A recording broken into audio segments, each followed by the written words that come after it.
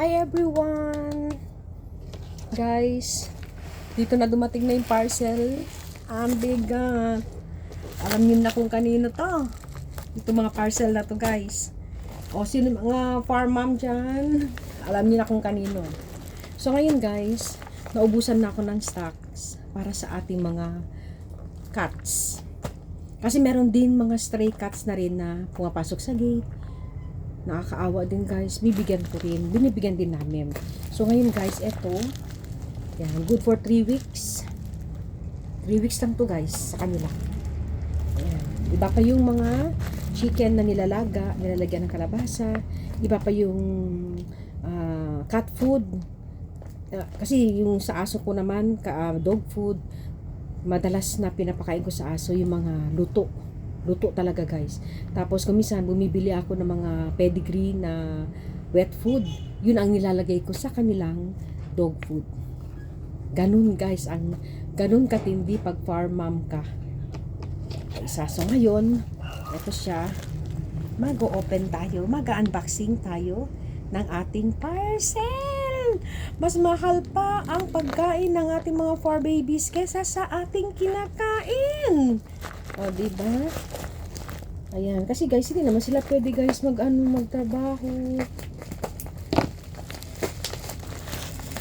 Mag-open tayo. Mag-unboxing. Okay naman yung yung pagbalot. Kasi same pa rin ang mga binibili namin guys. Ayan siya. Bilin. Parating ko na sa office. Ayan, ganyan. O, diba? Check natin ha. Kung ano-ano mga laman. Kung may mga freebie ba si seller sa atin. Kasi dito na nahiya nga ating mga cats. Okay? Hindi ko na sila pwedeng sabihin na stray ha. Kasi inadapt na rin namin sa cats. Yung ano ba, yung makabigay ka ba ng kaunting kaginawahan guys sa mga pusa. Siyempre ang iba, yung mga hindi farm mom, hindi nila maintindihan ito yung mga ginagawa natin.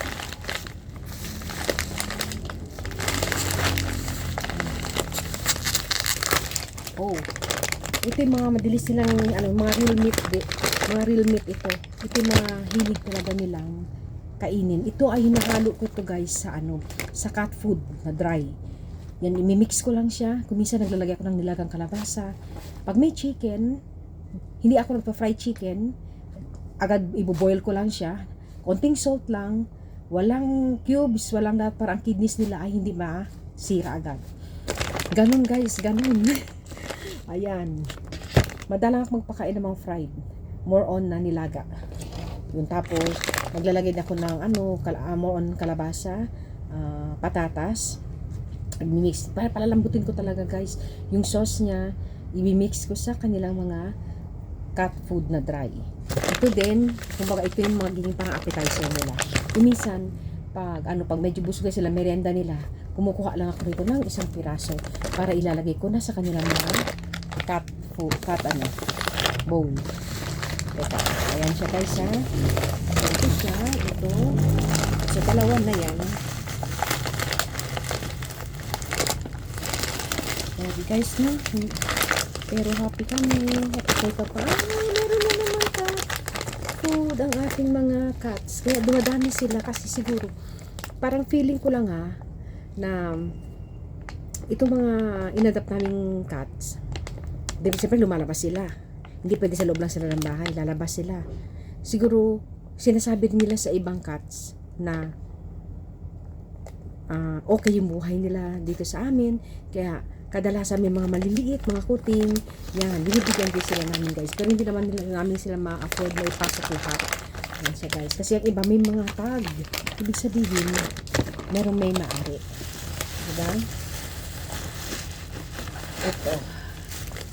Ito yung sa lata. Kung mapapansin ninyo, ito yung sa lata guys, na wet. Ito parang may soup.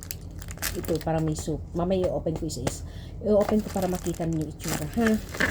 Ayan siya. Tapos ito din Uy, meron pa siyang ganito. Same pa din. Ayan siya guys, oh. May extra pa kaming binili. Ito yung dito sa dalawa. Ito yung dito sa dalawa guys. Ayan. Pakita ko itsura ha. Iba't ibang flavor yan. Parang siyang soup.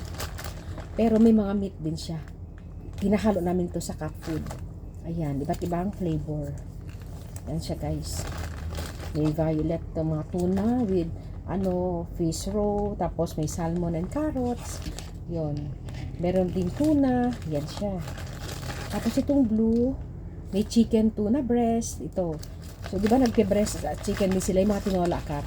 Yun ang nilalaga ko sa kanila guys. Pinakalambot ko talaga yun para masatisfy din ang kanilang mga kakuting-kutingan. Ayan. Kasi pansin nyo guys once kayo nagpakain sa mga stray cats, ang blessings tuloy-tuloy. Yun ang napansin ko guys ang blessings tuloy-tuloy. Hindi man ganun kalaki, pero tuloy-tuloy.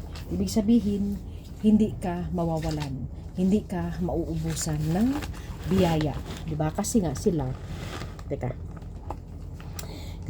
guys, umaano yan sila. Nag-aano yan sila sa taas. Nagpapasalamat sila. Minsan babantayan ka talaga. Nakakatuwa. Nakakatuwa yung mga ating mga pusa. Ayan. Kaya 3 weeks sa kanila to. Gusto 3 weeks. Kasi kaya siya umaabot minsan ng 1 month kasi nagluluto pa ako ng ng tinolang manok. Oo, tinolang manok. Ang niya lang kalabasa. Kalabasa lang guys. Ang gulay niya at saka yung patatas. So ayan nakita niyo guys Ito. Meron pa tayong dalawa. Yan, busog na ating mga kuting. Ayan.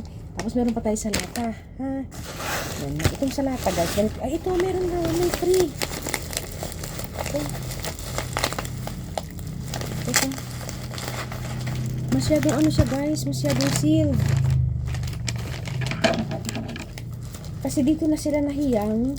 So dito na, ito na lang lagi ini-order namin. Ito yung mga freeze-dried cat food. Ito yung parang treats. Yan.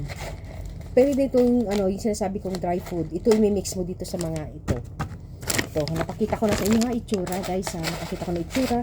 Ito yung mga yung maliliit. Yan ang nisama sa free para dito sa isa. Okay? Yan, hindi nyo na makita lahat guys. So yan, explain ko sa inyo. Yan, wala nang laman. Wala nang laman. Masaya sa feeling. Yung ka. Ito ipakita ko itsura sa inyo. Ito yung sakan, Kasi siya naka-bubble wrap.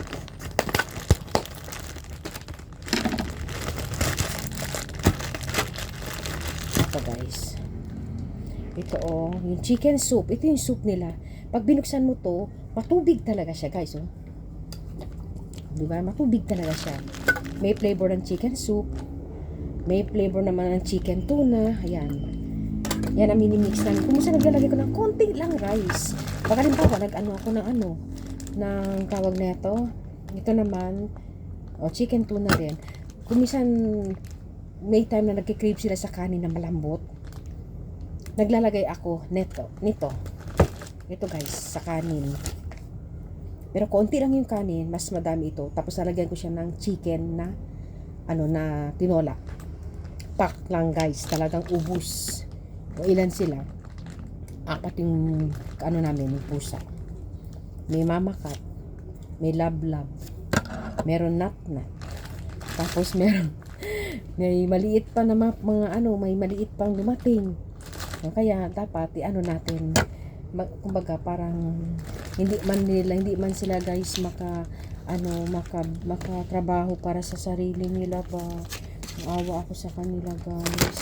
Kasi patama aso ko. Parang yan na talaga guys sila. Kaya ako naghahanap buhay din. Kung pwede ko lang guys, alam mo sa totoo lang, kung pwede ko lang kupin lahat ng aso. Alam mo ba, may time na napakaiyak na lang ako guys. Yeah, to be ito ay totoo. Naaawa ako sa mga stray dogs. Alam mo yun, naaawa ako. na kuminsan yung bang yung hihingi na hindi sila nabibigyan. Masakit yun guys, kasi yung bang magbigay ka lang ba kahit konti, kung halimbawa hindi naman ganun ka labisan na mawawala sa'yo. Hindi kasi guys, wala man silang means, wala sila makasalita, hindi sila makahingi ng totoong hingi, alam mo yun.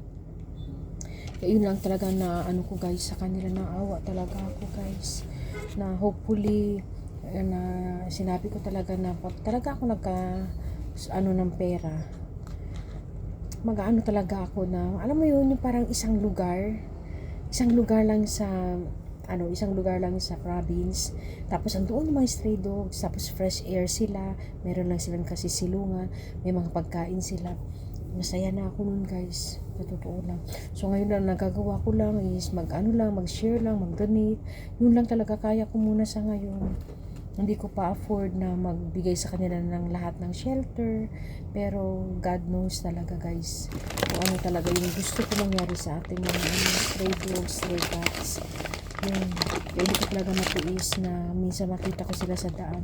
Hindi talaga pwede guys na wala akong bit-bit na pagkain para sa kanila po. Ayan guys, at nai-emote na naman ako guys. Ayan. Dati aso lang ang alaga ko guys, 3 aso na sitio. Ngayon nadagdagan na sila ng cats. Ano na naman kaya guys ang susunod na dadagdag? O ayan guys, nakita nyo na kung gaano namin pinapamper ang ating mga cats. Hindi sila magkasundo ng aking dog, sa totoo lang talaga. Hindi sila kasi nagsiselos ang aking mga aso. Bakit? Kasi syempre guys, ang mga pusa, pag hindi mo agad nabigyan niya ng pagkain, nangangalmas. Na see to eat, gabi pa lang, naayos ko yung mga pagkain nila. May food na sila. Para pagdating ng umaga, pag gising ko guys sa umaga, guys, sa totoo lang, before ako mag-almusal, sila muna guys ang bibigyan ko. Kasi mahirap pag kumakain ka tapos umiiyak sila. So better sila muna, di ba? Kung hindi ka pa naman masyadong gutom, yung mga kuting muna. At kasi pag nabusog sila guys, sa totoo lang, hindi na sila iimik, higa na lang. Yun na nagustuhan ko sa kanila guys. Kaya parang feeling ko, alam, parang ang dati takot talaga ako mag-alaga ng mga pusa, sa totoo lang. Ngayon takot pa rin naman ako maghawak kasi hindi ko talaga sila yung parang belly rub. Dog lang ginaganon ko.